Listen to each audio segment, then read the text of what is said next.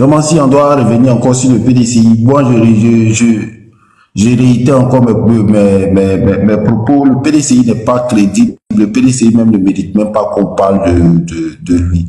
Et que les Ivoiriens devraient comprendre que Tiama, Tiama, c'est pas quelqu'un, c'est pas l'homme. Ce qui ne savent pas là, Tiama, c'est pas l'homme. Je vous dis que si Thiam est président en Côte d'Ivoire ici, là. Chers amis, une fois de plus, bonsoir. Panel des pro-Gbagbo contre Tidiane Thiam, président du PDCI RDA. Donc, je vais vous présenter, on peut dire une réunion entre, n'est-ce pas, les partisans de Laurent Gbagbo, du PPACI. Ils sont en train d'expliquer comment est-ce que Tidiane Thiam ne devrait pas être président de la République de Côte d'Ivoire en 2025. Donc il ne faut pas que les Ivoiriens laissent Tidiane Thiam devenir président de la République. C'est dangereux pour la Côte d'Ivoire selon eux. Donc j'aimerais vous laisser donc suivre très sérieusement en quelque sorte leurs argumentations en fait. Après cela, on revient pour essayer de voir et décortiquer cela au fait. On va regretter Alassane Ouattara. Je vous le jure. Et nous les Ivoiriens, là, on n'a qu'à essayer seulement de les laisser gouverner. Si Thiam est président en Côte d'Ivoire ici, là, on va regretter Alassane Ouattara. Qui lui au moins un jour a dit aux journalistes français, laissez-nous gérer nos pays là. Thiam. Donc s'il y a des PDCI ici qui sont en train de nous écouter là, moi je suis en train de prévenir. Hein. Parce que c'est le plus produit même, c'est le plus produit même, c'est l'élément même de l'Occident même. Pour pouvoir détruire la Côte d'Ivoire. En fait, aujourd'hui là, ne voyons pas, il ne faudrait pas que les gens voient Thiam seulement. Derrière lui, il y a toute une organisation mondiale derrière lui. Aujourd'hui, ils voient que dans certains pays comme le Mali, le Niger, le Burkina et d'autres pays vont suivre. En Afrique de l'Ouest, ici, surtout en Afrique francophone, là, ils sont en train de perdre gros.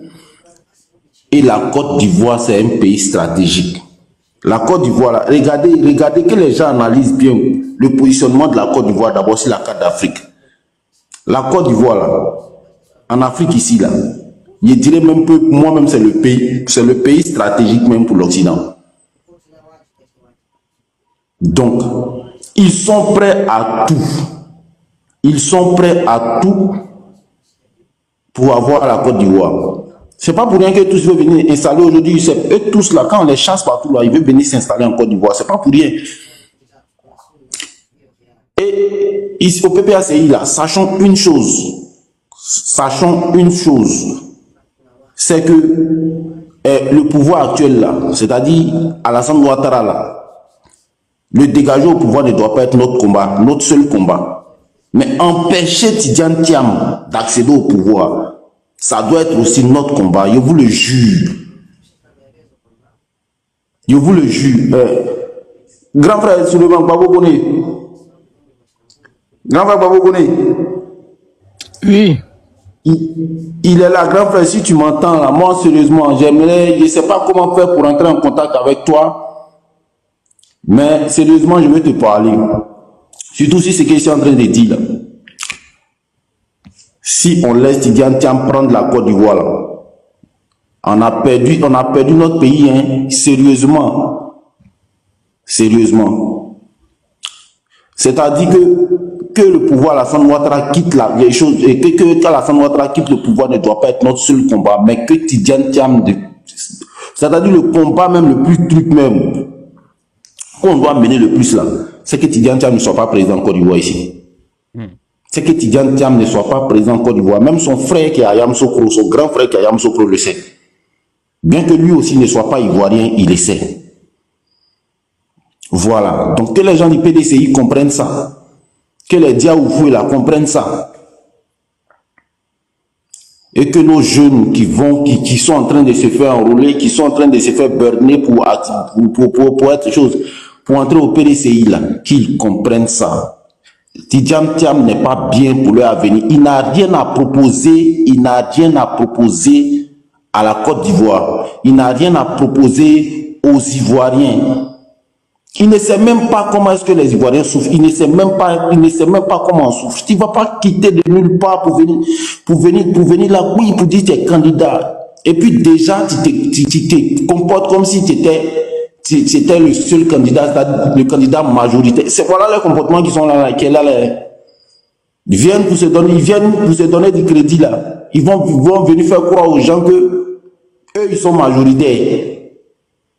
Et c'est ce qui envoie les crises là. C'est la même stratégie que l'autre monsieur l'a fait. Vous voyez?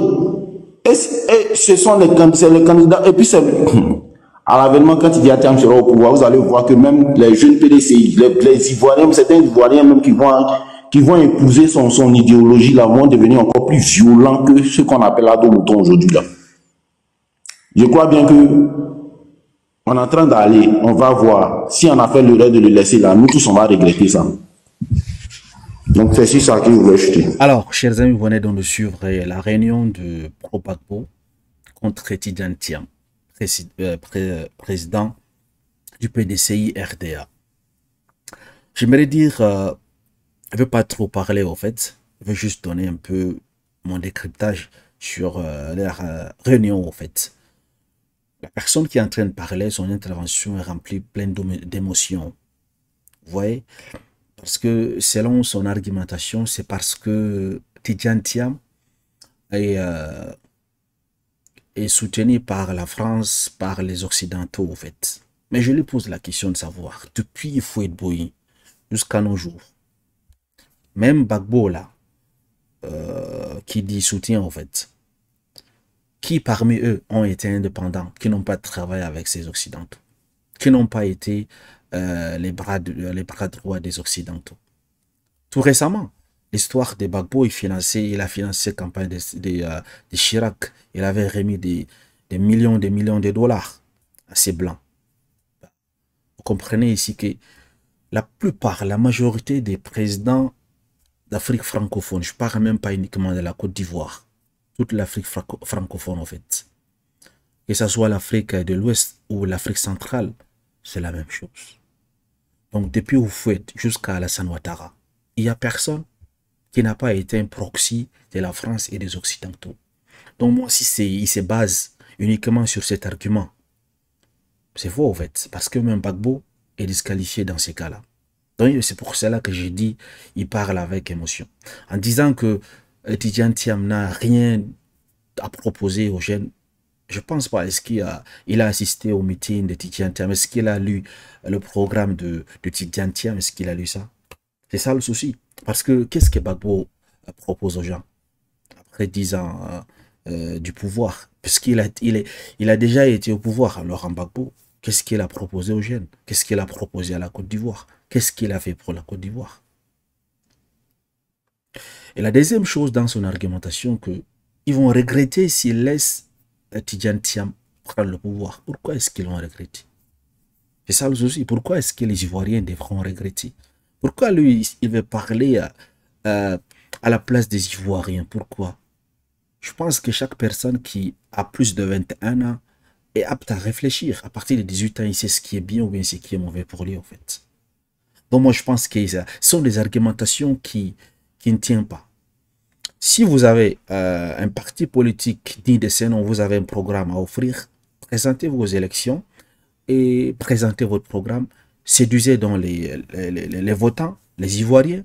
Si votre programme les captive, les motive, ils vont vous voter tout simplement, qui est le meilleur gain.